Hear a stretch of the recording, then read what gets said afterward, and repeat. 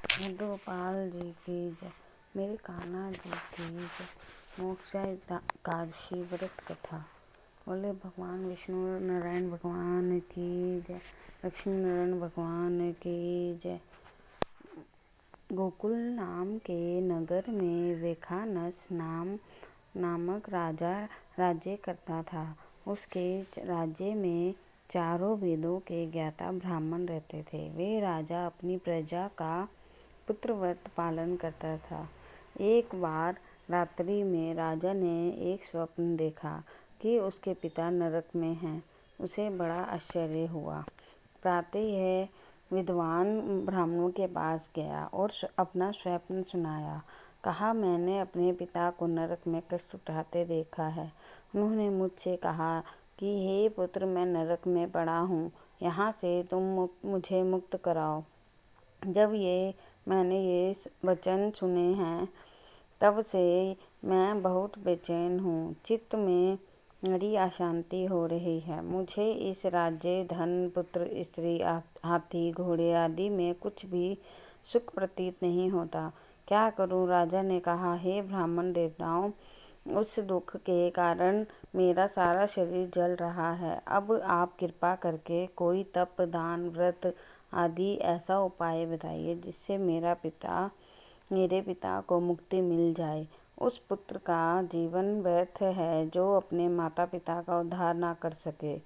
एक उत्तम पुत्र जो अपने माता पिता तथा पूर्वजों का उद्धार करता है, वह 1000 मूर्ख पुत्रों से अच्छा है।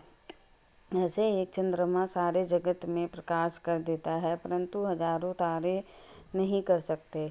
ब्राह्मणों ने कहा, हे राजन, यहाँ पास ही भूत, भविष्य, वर्तमान के ज्ञाता पर्वत ऋषि का आश्रम है। आपकी समस्या का हल वे जरूर करेंगे। ये सुनकर राजा मुनि के आश्रम पर गया। उस आश्रम में अनेक शांत चित्त योगी और मुनि तपस्या कर रहे थे। उसी जगह पर्वत मुनि बैठे थे। राजा ने मुनि को साष्टांग दंडवत किया।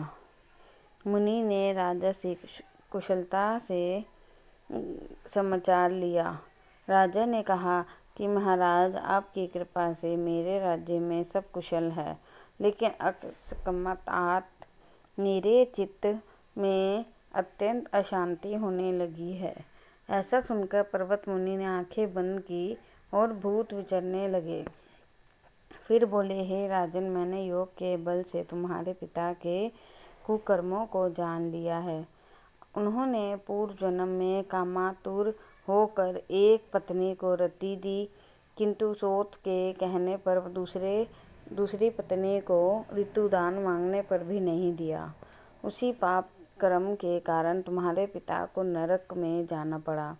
तब राजा ने कहा, इसका कोई उपाय बताइए। मुनि बोले, हे राजन, आप मार्गशीर्ष एकादशी का उपवास करें और उस उपवास के पुण्य को अपने पिता को संकल्प कर दें। इसके प्रभाव से आपके पिता की अवश्य ही नरक से मुक्ति होगी। मुनि के ये वचन सुनकर राजा महल में आया और मुनि के कहने अनुसार कुटुंब सहित मोक्षा एकादशी का व्रत किया। इसके उपवास का पुण्य उसने अपने पिता को अर्पण कर दिया। इसके प्रभाव से उसके पिता को मुक्ति मिल गई और स्वर्ग में जाते हुए वे पुत्र से कहने लगे, हे पुत्र, तेरा कल्याण हो। यह कहकर स्वर्ग चले गए।